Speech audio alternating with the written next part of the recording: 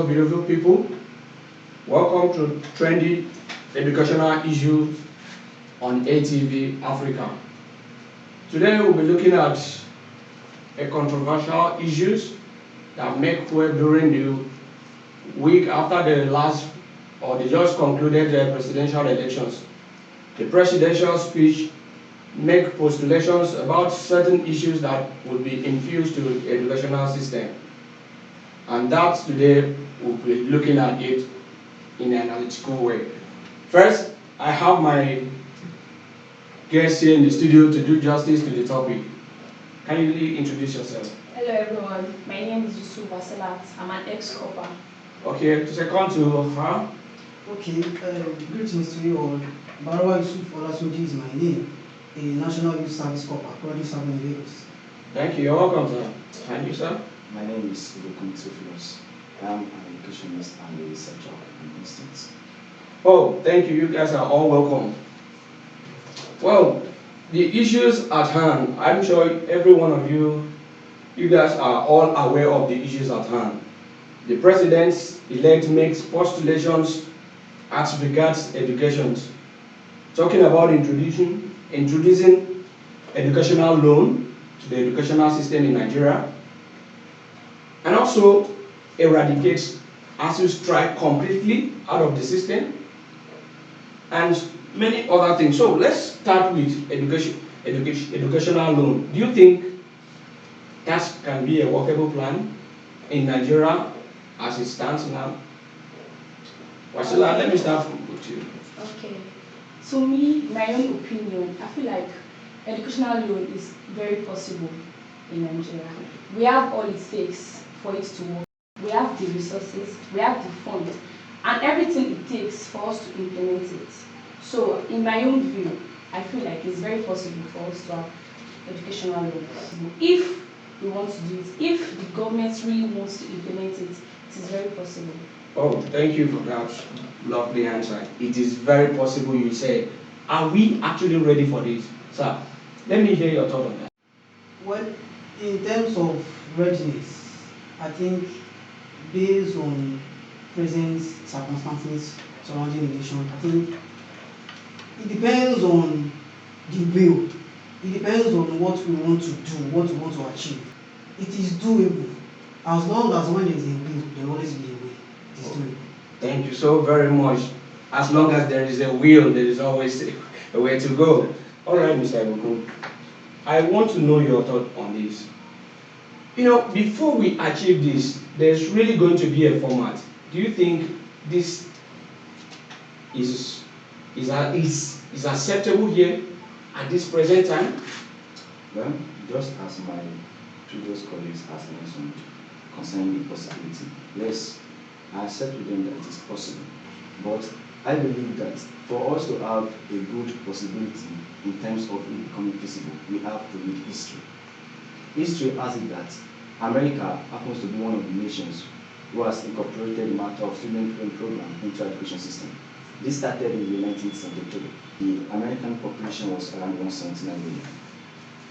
In 1990, the population was estimated to be around 219 million.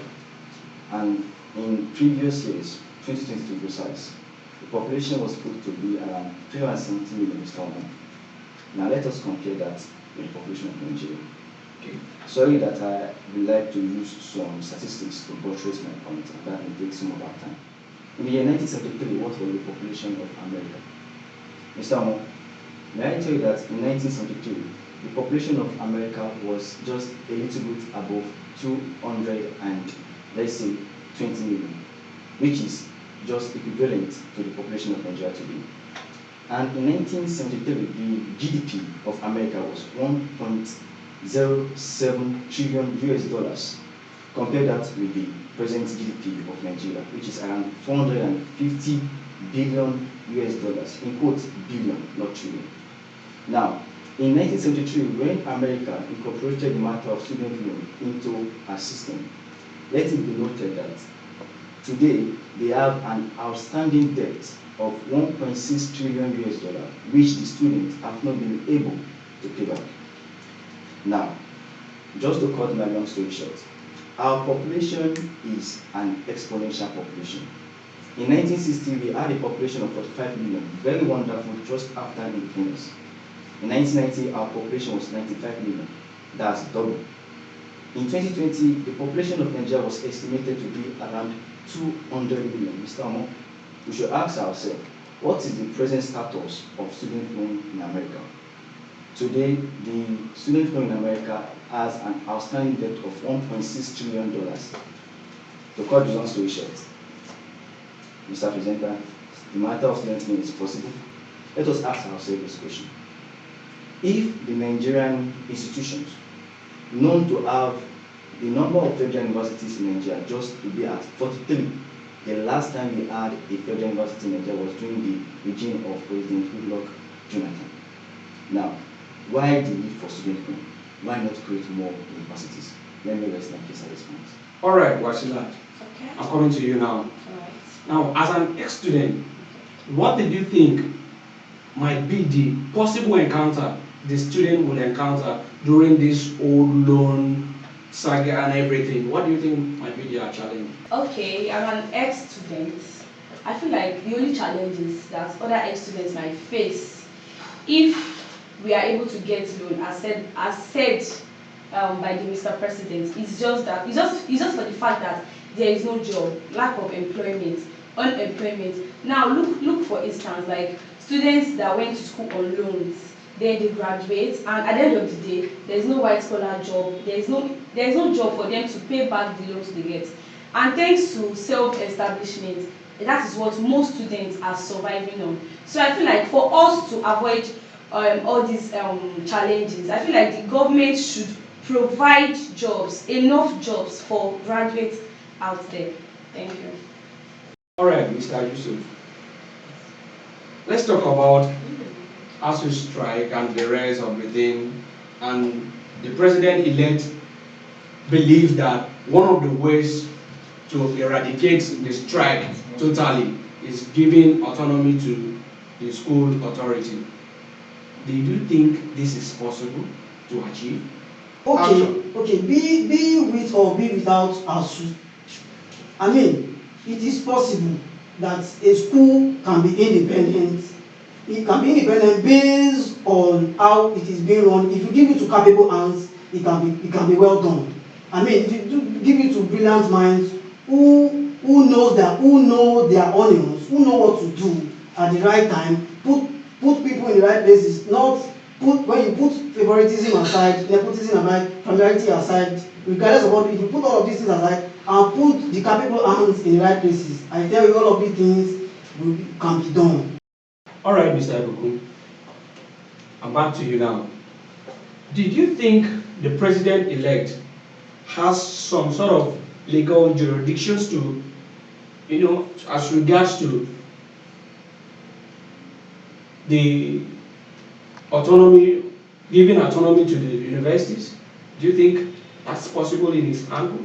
Well, based on a matter of power, the Mr. President has no singular right to do such. We are in a democratic society, and democracy demands counsel. Counsel with the people that have been elected in the House of Assembly, which means it has to be passed first as a bill. That to come into place, I believe that shouldn't be coming from Mr. President himself. But if he wants that to happen, he needs the support first of those who are in the House of Assembly, those who serve in the House of Senate and House of Representatives, to give their backing. Because if they don't back this, it will negate in the sense that if you give absolute autonomy to the university, the question we should ask ourselves is, how do you expect them to survive in times of financial obstacles? How do you expect the university to survive? Let us not forget that the university is being subsidized. The payment the students are giving to the school is not enough to run their activities and their affairs of the university. Now the government has a say over that. That means the students will be paying heavily. Why do you think our private universities and state universities are paying much? Why is it because of that? If we don't want to put the students at the risk of losing their admission when they can't pay, we have to consider the fact of having a form of consensus, a coalition, an affiliation with the government. Oh, but don't you think the government could have a format for all this, then allow them to operate independently and then support them with some financial burdens if needs be? If that is the proceeding at hand, that's very perfect. I tell you, any school that will function optimally must be given that atmosphere of freedom to express itself freely. Nigeria has suffered greatly in the hands of this matter of going on strike or not. If we are to be a progressive country, education comes first.